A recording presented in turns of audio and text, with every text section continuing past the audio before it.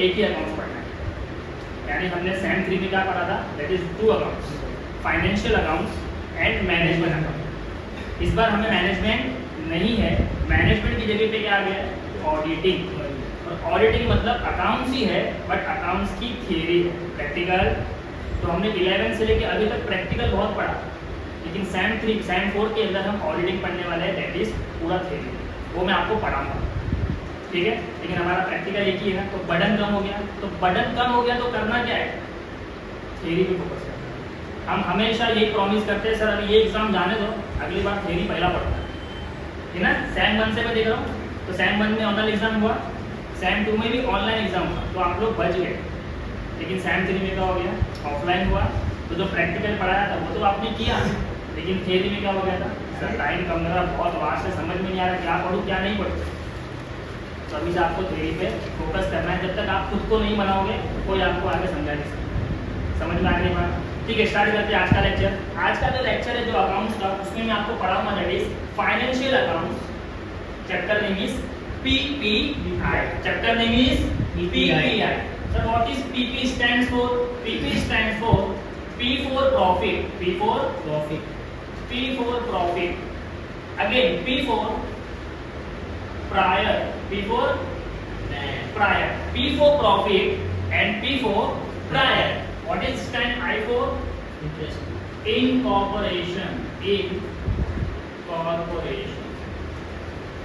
Profit prior to incorporation.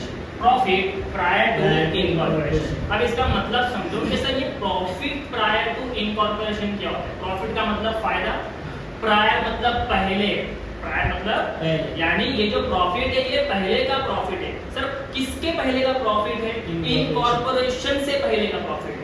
Sir what is incorporation, वो मैं आपको समझाऊंगा। देखो सपोज करो एक कंपनी है, एक कंपनी ने एक पार्टनरशिप फर्म को क्या किया, एडॉप्ट किया। क्या किया, एडॉप्ट किया, टेकन ओवर किया, उसको कुछ भी बोल सकते हो। तो जब वो पार्टनरशिप फर्म को टेकन ओवर करता है तो वो पार्टनरशिप फर्म को कन्वर्ट करता है कंपनी के अंदर। किसमें कन्वर्ट करता है, एक कंपनी एक फर्म को क्या करी, परचेज कर, क्या कर रही है।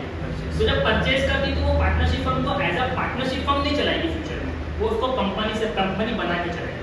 तो हमको क्या करना है, एक पार्टनरशिप फर्म जब तक कंपनी में कन्वर्ट नहीं हो जाता है तब भी तो वो चलेगा ना, लेकिन उसका प्रॉफिट फर्म वाला होगा। जिस दिन वो कंपनी में कन्वर्ट होगा तो उसका प्रॉफिट कंपनी वाला होगा।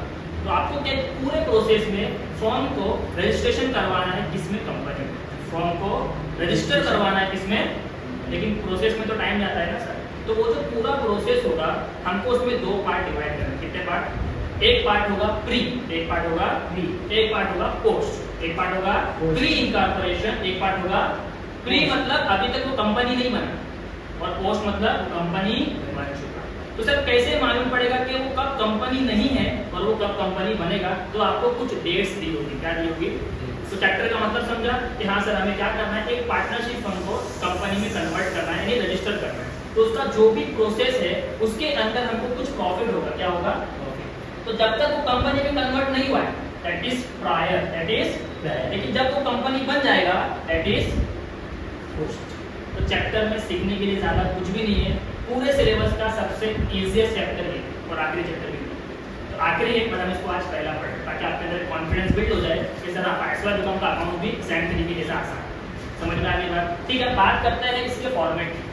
इसके फॉर्मेट में क्या करना है, आपको क्वेश्चन में एक प्रॉफिट एंड लॉस बना के दिया है, आपके क्वेश्चन में एक प्रॉफिट लॉस बना के दिया है जो आपने बचपन में देखा था। तो किस तरह से होता है, यहाँ पे हम लोग 2 सैलरी, 2 बैड डेट्स, 2 एडवर्टाइजमेंट, याद आ रहा है कुछ, यहाँ पे लिखते थे by gross profit, bye discount receive, income receive. ये चीज इस बार आपको गिवन है, क्वेश्चन के अंदर गिवन है, यानी एक प्रॉफिट एंड लॉस दिया है और दूसरा बनाना है। एक प्रॉफिट एंड लॉस दिया है और दूसरा, बस हमें इसका जो फॉर्मेट है वो चेंज करना है। ये जो दिया हुआ था आपको that is horizontal, that is हम पूरा वर्टिकल का बनाएंगे। सर यहाँ पे होती थी इनकम, क्या होती थी, यहाँ पे होते थे एक्सपेंसेस। अब हम क्या करेंगे वर्टिकल में, सारी इनकम को ऊपर लिखना है, एक साथ सारी इनकम को ऊपर लिखेंगे और ठीक उसके नीचे से क्या माइनस कर देंगे, एक्सपेंस, मिल जाएगा प्रॉफिट। जैसे हम डेबिट माइनस क्रेडिट करते थे वैसे हम इनकम माइनस एक्सपेंस करेंगे। अपने इनकम में से खर्चा हटा तो प्रॉफिट बचता है। सिंपल। तो यहाँ पे हम जो काम करने वाले हैं दैट इज वर्टिकल करने वाले। फॉर्मेट समझ में आया? इस फॉर्मेट को हम हमेशा दो पार्ट में करेंगे। कितने पार्ट में करेंगे?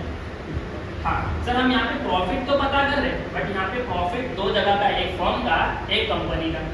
जब फर्म है उसे कहते हैं प्री इनकॉर्पोरेशन। क्या कहते हैं? प्री। हाँ, उसका जो भी प्रॉफिट लॉस होगा, इनकम एक्सपेंस होगा, हम सब प्री में लिखेंगे कि सर फर्म का खर्चा है तो यहाँ लिखना है, लेकिन कंपनी का खर्चा है। समझ में आ गया? तो खर्चा आपको सपोज करो दिया हुआ है 8000, क्या दिया हुआ है, और इनकम में लिख के दिया है भाई डिस्काउंट मिला। क्या दिया है? Discount receive. अब मुझे बताओ, डिस्काउंट अगर मिलेगा 8000 में, तो हमें ये चेक करना है ये 8000 में से प्री में कितना जाएगा, पोस्ट में कितना जाएगा, ये हमें सोचना है। तो हमें सोचना है मतलब हमें यहाँ पे कुछ इंपॉर्टेंट वर्किंग करना है। हमें यहाँ पे क्या करना है, जिसकी वर्किंग रेडी उसका डिस्ट्रीब्यूशन आसानी से हो जाएगा। जिसकी वर्किंग रेडी, ये वर्किंग की बात कर रहा हूँ, उसका क्या हो जाएगा, डिस्ट्रीब्यूशन आसानी से। सारा काम आपका कैलसी करेगा।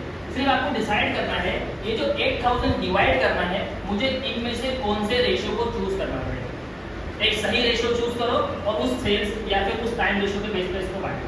वो भी मैं आपको बताऊंगा कैसे करना है। लेकिन समझ में आया कि हमें टोटल दिया होगा। क्या दिया होगा? टोटल। हमें एक कॉलम यहाँ पे एडिशनल और बनाना है फॉर्मेट के अंदर। हमें वेरी फर्स्ट, और वो कॉलम कौन सा होगा, टोटल।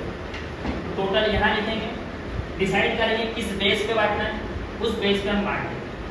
समझ में आया? पक्का? तो फॉर्मेट समझा, पहला इनकम और दूसरा, हमें क्वेश्चन में क्या दिया है, profit and loss in horizontal form. हमें यहाँ पे कैसे बनाना है, profit and loss in vertical form. दो पीरियड का बनेगा, एक प्री एक पोस्ट। समझ में आगे बात? थोड़ा सा आगे बढ़ते हैं। Third topic is sir important working क्या है। जैसे कि मैंने आपको बोला जो भी खर्चे का टोटल होगा उसके लिए मुझे सही बेस चाहिए। क्या चाहिए? वो हम डिसाइड करेंगे। तो बेस कितनी है देखो हमारे पास 4। सबसे पहला वेरी इंपॉर्टेंट टाइम रेशियो, जो आपके ऑब्जेक्टिव्स में पूछा जाता है, कैलकुलेट टाइम रेशियो, 1 मार्क्स का होगा। तो ये हर बच्चे को आना चाहिए, compulsory, very first step. Sir जो भी खर्चा है, फॉर एग्जाम्पल अगर मैं बात करूँ रेंट की, मुझे बताओ अगर मैं रेंट किसी को देता हूँ, टाइम बेस होता है, वो हर महीना रेंट देना पड़ता है। तो रेंट के लिए मुझे कौन सा रेशो यूज करना पड़ेगा, यानी यहाँ पे जो भी इनकम, जो भी एक्सपेंस टाइम पे सूट करेगा, मैं उसको टाइम रेशो पर डालूंगा। तो टाइम रेशो निकालने का तरीका है, जिसको ये समझ में आ गया उसका वो ऑब्जेक्टिव भी कवर, उसका आंसर भी कवर। सर टाइम रेशो कैसे निकलेगा? सबसे पहले आपको देखना है कि हम किस दिन डिसाइड कर रहे हैं, परचेज कर रहे हैं उस firm, date of acquisition. Date of, suppose करो हमारा डेट ऑफ एक्विजिशन है 1 जनवरी 2014। हमने आज परचेज किया है, लेकिन क्या आज ही वो फर्म से कंपनी बन जाएगा? नहीं, उसको टाइम जाएगा, पूरा प्रोसेस होता है। यानी आपको देखना है किस दिन वो इनकॉर्पोरेट होने वाला है, किस दिन। तो सपोज करो वो इनकॉर्पोरेट हो गया 1 मई को। कब हो गया? 1 मई को वो रजिस्टर हो चुका है। आज से वो कंपनी, आज से वो फर्म नहीं है। और हमारा ईयर एंड क्या होगा पता है? 31 मार्च, आपको पता ही है, 2015। ये 3 डेट आपको फाइंड करनी है, क्वेश्चन के अंदर से साफ साफ लिख के दिया होता है। सबसे पहला date of acquisition, date of acquisition. दूसरा date of incorporation.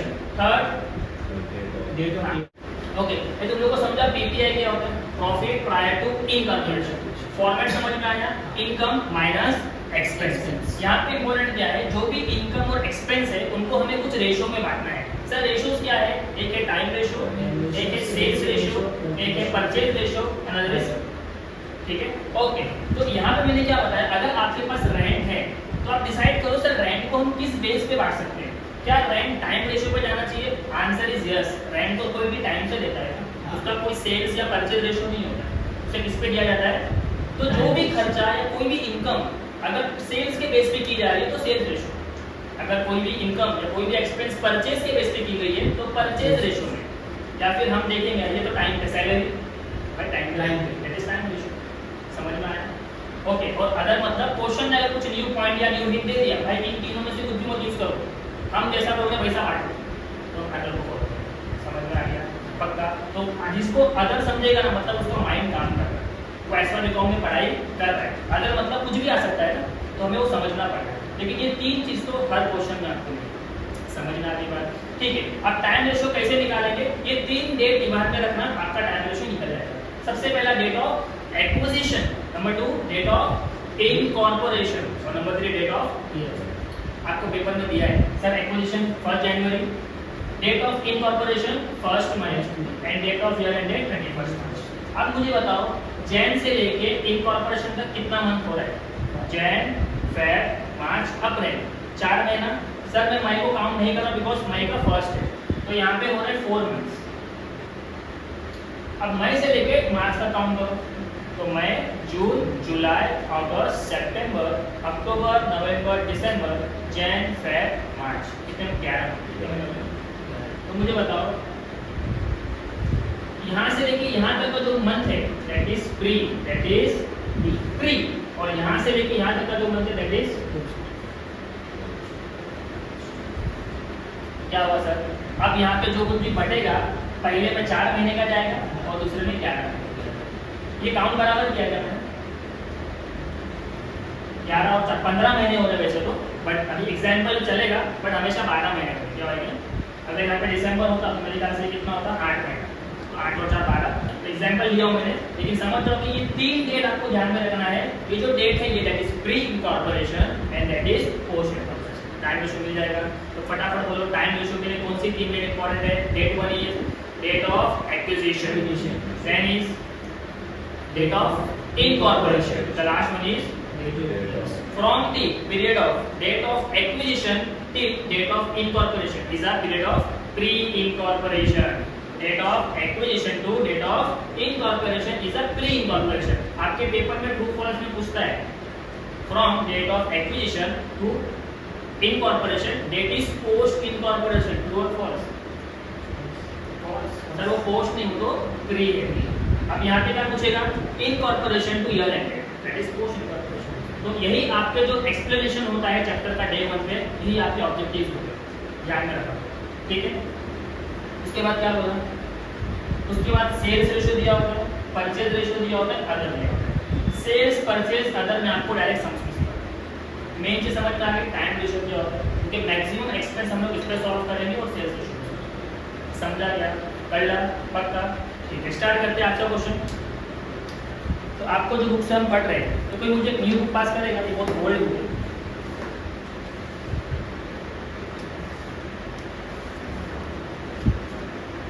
Okay, so new book में पेज नंबर है 246, sorry page number 248, question number 5। तेरे पास बुक नहीं है?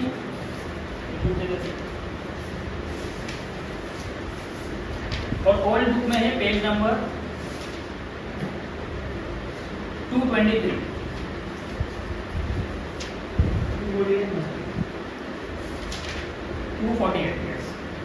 The promoter of proposed new company Zero Limited।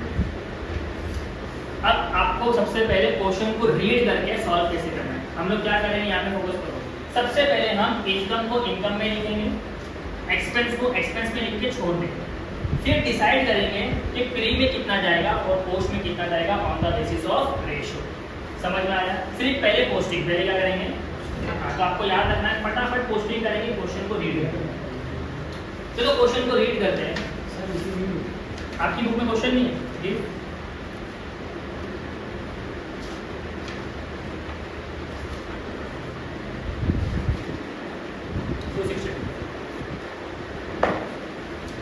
Okay, can I read the question? सबके पास है? देखो भी नहीं मिला तो बोल देना। देखो रोजा लग गया उमेर।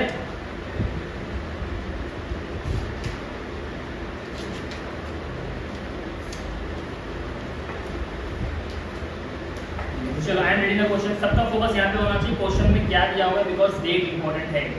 The promoter of the proposed new company Zedo limited purchase a running business on 1 January 2017। देखो क्या बोला, purchase a running business on 1 January 2017। जल्दी से अंडरलाइन करो सर, वो हमें क्या मिल गया? Date of acquisition, date of क्या दिया हुआ है? 1 जनवरी 2017, 1 जनवरी 2000।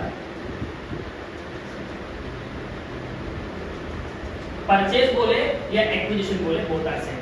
समझ में आया? थोड़ा सा आगे बढ़ते हैं। From mister Antonio the new company was incorporated on 1 मई 2017। क्या मुझे डेट ऑफ इनकॉर्पोरेशन मिल गया? हाँ। क्या है? 1 मई 2017।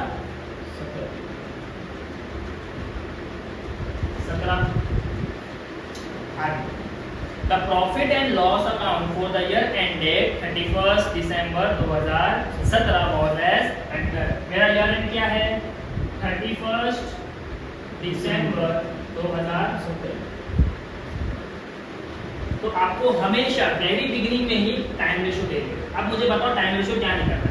सर जैन से लेके काम करो मई तक, जैन फेब मार्च अप्रैल, क्या मैं मई काउंट करूंगा? तो यहाँ से लेके यहाँ तक का जो मेरा पीरियड है वो कितना है? 4 मंथ। अब मई से दिसंबर तक काउंट करो, मई जून जुलाई अगस्त सितंबर अक्टूबर नवंबर दिसंबर, बाय डिफॉल्ट 8 मंथ। अब बताओ इसका अगर मैं रेशो निकालूं तो क्या बनेगा? 4 1 जा 4, 4 2 जा 8, that is your time ratio. समझा क्या? इजी है? ओके, थोड़ा सा आगे बढ़ते हैं। देखो सबसे पहले हमको प्यारा सा P&L अकाउंट बना के दिया हुआ है, फटाफट पोस्टिंग करेंगे और मुझे बताओ क्या क्या दिया हुआ है। सबसे पहले क्या दिया है? रेंट। तो रेंट एक्सपेंस में जाएगा। रेंट का टोटल अमाउंट कितना है? 44,000। 24, थोड़ा लाउडली बोलेंगे। 24,000। Next, directors setting fees. Director sitting fees.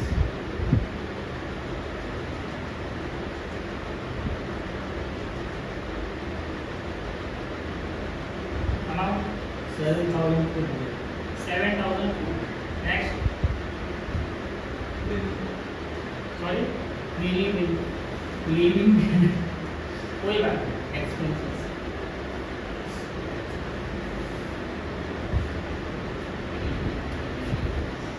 Read करने की अपने को आदत नहीं होती ना, तो ये सब वर्ड थोड़ा थोड़ा हो जाता है, फंबल हो जाता है। ठीक है, कितना दिया?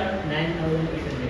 9,800। Next, selling expenses. Selling expense.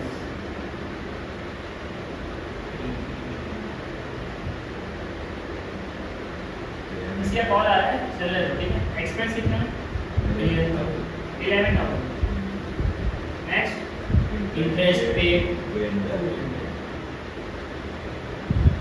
Interest paid to vendor 20,000। 20,000। Next, net profit. Net profit. ये प्रॉफिट तो हम लोग निकालने वाले हैं ना। ठीक है, उसके बाद क्या दिया होगा? Discount receive. डिस्काउंट रिसीव कहाँ जाएगा पता आपको? हमेशा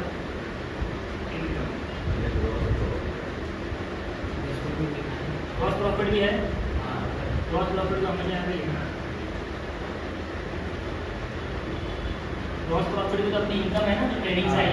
ओके, डिस्काउंट रिसीव कितना है? ग्रॉस प्रॉफिट है 3 लाख। 3 लाख। और डिस्काउंट रिसीव 12,000। उसके बाद कुछ दिया हुआ है? ठीक। Following further information. अब नीचे क्या दिया वो पढ़ो। ठीक है, हम इसको हमेशा अज्यूम करेंगे, इसमें या तो सेल्स की इंफॉर्मेशन होगी, सेल्स रेशियो की, या तो परचेज रेशियो की, या अदर। इन तीनों के अलावा कोई दूसरी इंफॉर्मेशन नहीं होगी। ये पढ़ने के बाद या तो सेल्स रेशियो मिल जाएगा, या परचेज रेशियो मिल जाएगा, या अदर मिल जाएगा। चलो देखते हैं क्या क्या दिया हुआ है। Sales up to 30 April 2017 was rupees 6 lakh and out of total sale of rupees 30 lakh for the year। आप मुझे बताओ इसने किसकी इंफॉर्मेशन दिया है? सर इसने सेल्स की इंफॉर्मेशन दिया है, वो भी 2 बार है। सो एक पहले बोला है कि आपके पास एक सेल है 6 लाख का, कब तक? 30 अप्रैल तक। कब तक? और आपके पास पूरे साल का कितना सेल हो गया? 30 लाख। तो अब आपको क्या निकालना है? सेल्स रेशियो निकालना है। कैसे निकालेंगे वो देखो, वेरी इंपॉर्टेंट। ये मुझे बताओ अपना जो ईयर स्टार्ट कब से स्टार्ट हो रहा है? जैन, यानी जैन, शॉर्ट में लिखो, जैन फेब मार्च अप्रैल मई जून जुलाई अगस्त सितंबर अक्टूबर नवंबर दिसंबर, हो गए 12 महीने। अब मुझे बताओ सेल्स रेशियो को अगर मुझे 2 पार्ट में डिवाइड करना है, एक प्री एंड पोस्ट, तो मुझे देखना पड़ेगा डेट ऑफ इनकॉर्पोरेशन क्या है। क्या है? फर्स्ट में। तो जहाँ पे भी मई आ रहा है उससे पहले एक लाइन ड्रॉ। तो सर ये तो पहले वाला पीरियड है, that is pre and that is post. ध्यान से देखो तो बहुत आसान है। मैंने क्या किया, सारे मंथ लिख लिया, फिर मैंने इस सेल्स को क्या किया, इस मंथ को दो पार्ट में डिवाइड किया। सर कैसे डिवाइड किया, इनकॉर्पोरेशन जहाँ पे हुआ है वहाँ पे लाइन क्रॉस कर, ये वाला पार्ट प्री, ये वाला पार्ट पोस्ट। अब क्वेश्चन में बोला है अप्रैल तक आपका जो सेल्स है वो कितना है बताओ मुझे, 6 लाख। कितना है 6। तो अप्रैल मतलब जैन फेब मार्च अप्रैल, हाँ, तो यहाँ पे आपका सेल्स कितना है 4 महीने का 6 लाख। तो पोस्ट में कितना है वो बताओ सर। अगर पूरे साल का 30 लाख है और 6 लाख प्री का है तो पोस्ट में कितना है, मैंने क्या किया। अब हम इसका रेशियो निकालेंगे, ये 5 0 से 5 0 कट, 6 1 का 6 6 4 का क्या मिला सेल्स रेशियो। मैंने बोला एडिशनल इंफॉर्मेशन में सेल्स रेशियो की इंफॉर्मेशन दी। क्या करना है, सबसे पहले हर बार मंथ लिखना है, हर बार हर क्वेश्चन में ये काम करना है, फिर उसको एक पार्ट में डिवाइड कर देना, दैट इज इनकॉर्पोरेशन। पहले वाला प्री और बाकी का पोस्ट। फिर प्री का इंफॉर्मेशन आपको दिया है तो बैलेंस कहाँ चला गया, 30 लाख में से 6 लाख प्री का है तो 24 लाख पोस्ट का हुआ, तो जो बैलेंस निकला उसका रेशियो मिल गया, रेशियो 1:4। उसके बाद कुछ इंफॉर्मेशन दी हुई है, परचेज दिया हुआ है अगेन अप्रैल का 6 lakh out of total purchase 18 lakh, यानी हमको इस बार क्या निकालना है, परचेज। तो क्या करेंगे, पहले लिखेंगे जैन से लेंगे, जैन फेब मार्च अप्रैल मई जून जुलाई अगस्त सितंबर अक्टूबर नवंबर दिसंबर। मैं लाइन कहाँ पे क्रॉस करूंगा फातिमा सर, इनकॉर्पोरेशन में। इनकॉर्पोरेशन मतलब मई के पहले क्रॉस करना है या बाद में, ये भी ध्यान रखना। अगर 1 तारीख है तो पहले क्रॉस करेंगे, अगर 31 है तो बाद में। समझ में आने का, ठीक है। अभी 1 तारीख है ना। अब क्वेश्चन ने बोला ये जो पहले का ये प्री है, क्या है प्री, और ये क्या है पोस्ट। प्री में कितना है sir, I think 6 lakh 6 lakh. Purchase की बात करो, हाँ, और टोटल कितना था 18। अगर 18 में से 6 लाख प्री का है तो इसका कितना 12 लाख। क्या रेशियो निकल सकता है, हाँ सर रेशियो निकल जाएगा। 6 1 जा 6 2 जा। क्या आपको परचेज रेशियो निकालने आ जाएगा पेपर में, ये चीज़ अपने हर क्वेश्चन में कराना है, ये क्लियर है। और कोई इन्फॉर्मेशन आगे दी हुई है, interest paid to vendor was ₹12% on 2 lakh per annum till the payment was made. From the following information, prepare statement of profit and loss for the year ended 31st December 2017, showing pre and post incorporation profit and how it will be treated in account. ठीक है, तो हमें बस net profit पता करना है। उससे पहले एक इन्फॉर्मेशन दी हुई दैट इज अदर। मैंने बोला अगर हमारे पास टाइम रेशियो है, सेल्स रेशियो है, परचेज रेशियो है, उसके अलावा जो भी इंफॉर्मेशन होगी वो हम लोग यहाँ कॉपी करेंगे। तो इंफॉर्मेशन में क्या बोला पता है आपको, ध्यान से देखना, ये इंपॉर्टेंट है। Interest paid to vendor, interest paid to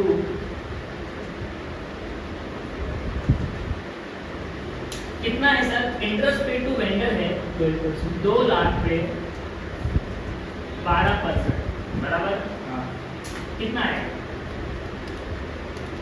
24,000।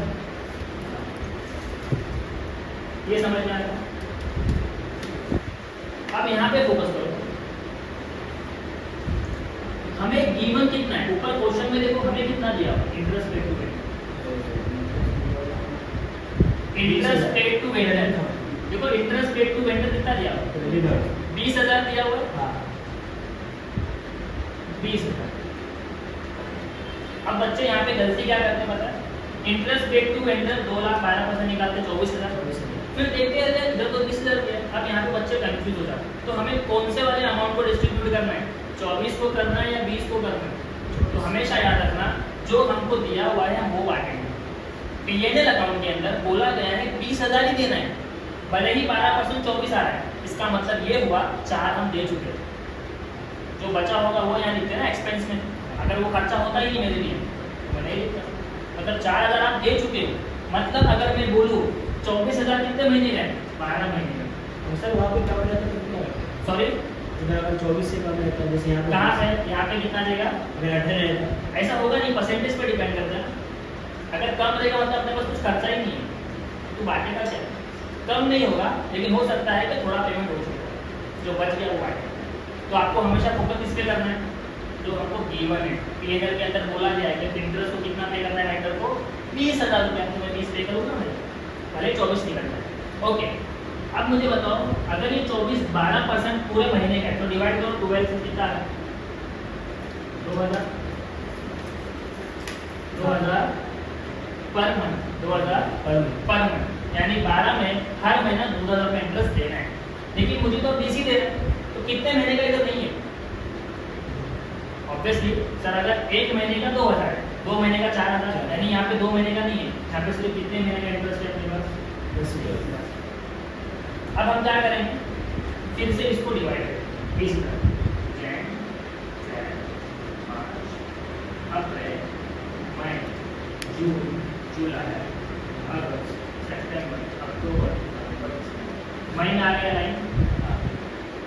Sir 20,000 total है,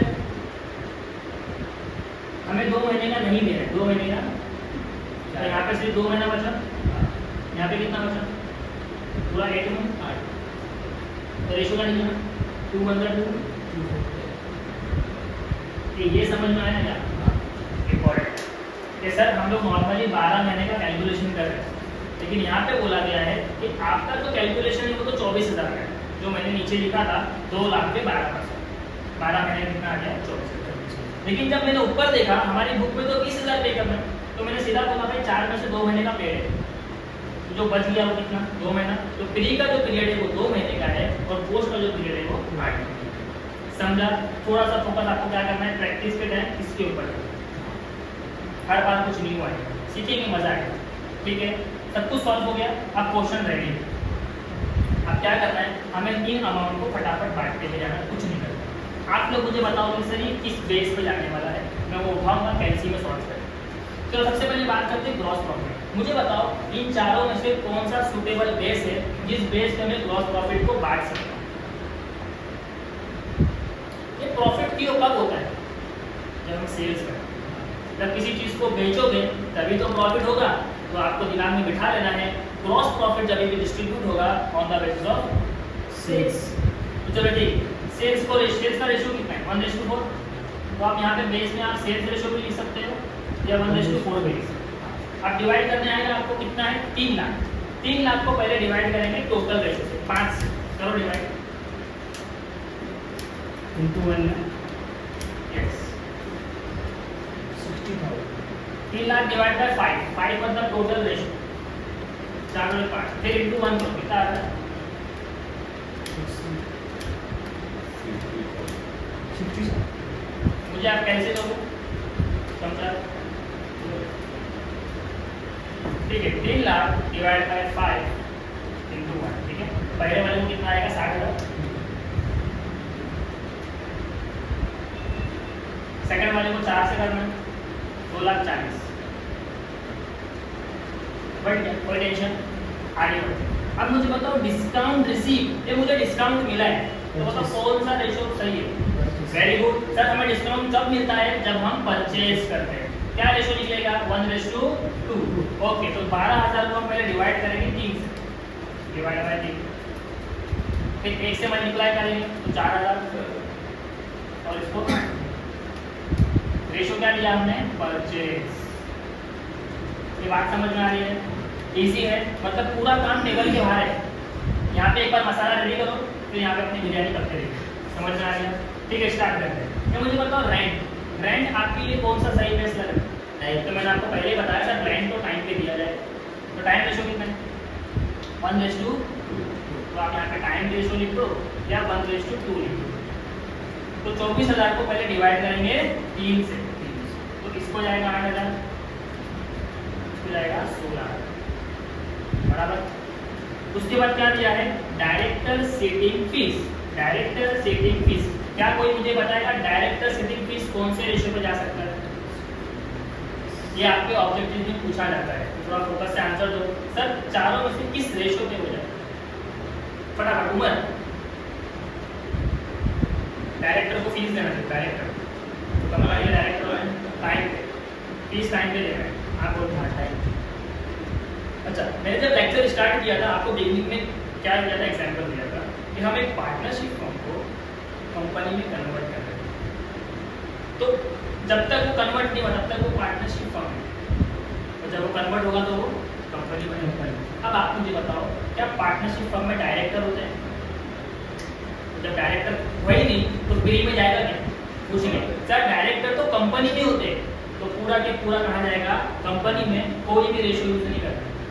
यानी सर ये डायरेक्टर फीस जो है ये 7,200 पूरा पोस्ट का खर्चा है, पोस्ट का, क्योंकि ये तो फर्म है ना, यहाँ पे डायरेक्टर तो थे नहीं, यहाँ तो पार्टनर्स थे, राइट। तो यहाँ पे क्या जाएगा, एक्चुअल क्या जाएगा, जिसका है उसमें जाएगा। समझ ला, ये भी एक इम्पोर्टेंट चीज़ है। कैसा हो सकता है कि सब कुछ प्री पोस्ट में ना बांटा जाए, जो फर्म का है वो पूरा फर्म में लिखो, जो कंपनी का है वो पूरा कंपनी। इसलिए मैंने एग्जांपल भी ऐसा दिया ताकि आपको समझ में आए। क्लियर? ओके। उसके बाद क्या दिया हुआ है, प्रीलिमिनरी एक्सपेंसेस। इन चारों में से कौन से रेशियो में जाएगा, थोड़ा सोचो। पूरा फर्म में जाएगा, पूरा फर्म। बोल बिंदास, आंसर करेंगे तो मालूम पड़ेगा ना। गलत तो गलत, अंदाजा तो लगा, बाकी मैं बताऊंगा ना, ठीक है। तो दोनों ने लगा, दोनों का अंदाजा लगा, ठीक है। पूरा के पूरा कहा जाएगा, कहा जाएगा। सर पार्टनरशिप फर्म जब आप कभी बैलेंस शीट पढ़ते थे वहाँ पे आपने कैपिटल, लायबिलिटी, असेट्स के अलावा ये देखा क्या, ये कंपनी का एक्सपेंस है।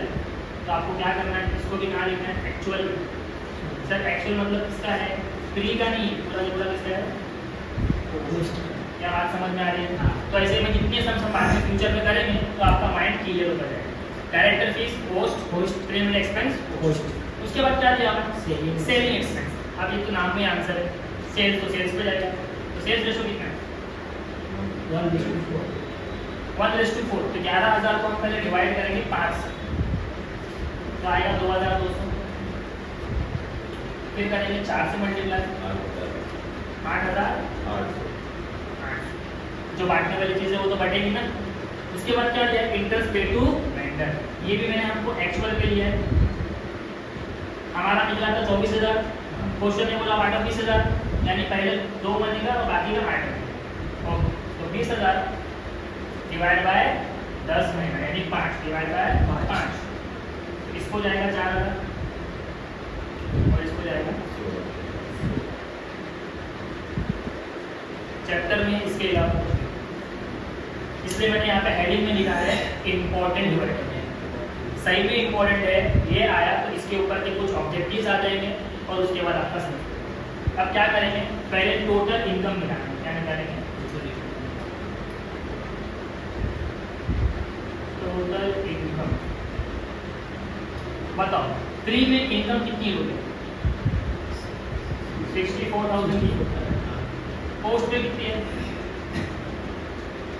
2,40,000। अब टोटल एक्सपेंस निकालेंगे।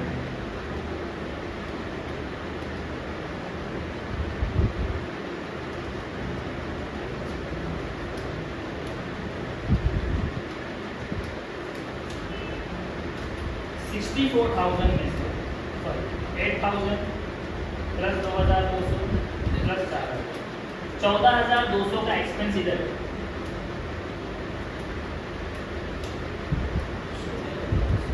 16,000, 7,200, 9,800, 8,800 और 16,000, 57,800। टोटल इनकम में से टोटल एक्सपेंस माइनस करोगे तो क्या मिलेगा, नेट प्रॉफिट। क्या मिलेगा, 64,000 की इनकम है, माइनस करो 14,200।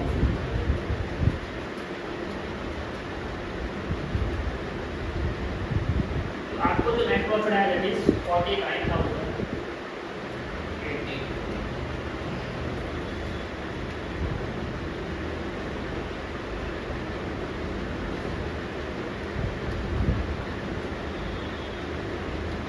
2,48,000 minus 57,800,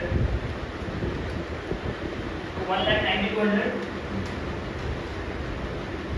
अब नेट प्रॉफिट मिलने के बाद थोड़ा सा आपको यहाँ पे कंसेप्ट पे ध्यान देना है कि सर प्री में जो आपको प्रॉफिट हुआ है, प्री में that is your capital reserve, that is your. तो हमको यहाँ पे क्या लिखना है सर, ये जो आया है कैपिटल रिजर्व है, पूरा क्या है 49,800 कैपिटल रिजर्व है। और जो हमको पोस्ट में प्रॉफिट हुआ है that is your net profit 1,90,200। Sums 15 mark का सम्स या मैक्सिमम 20 मार्क्स के लिए पूछेगा। इसके ऊपर शॉर्ट नोट्स भी पूछी जाती है, इसके ऊपर ऑब्जेक्टिव्स भी आता है, एक फिल इन द ब्लैंक्स, एक true false, match the following. जिसको कंसेप्ट समझ में आ गया वो अगले और 2 सम्स कर सकते हैं, कर लेंगे पक्का। आज के लिए इतना काफ़ी है, ठीक है। अगर आपको वीडियो पसंद आया तो वीडियो को लाइक करना, अपने फ्रेंड ग्रुप में शेयर करना और चैनल को सब्सक्राइब करना। Thank you so much for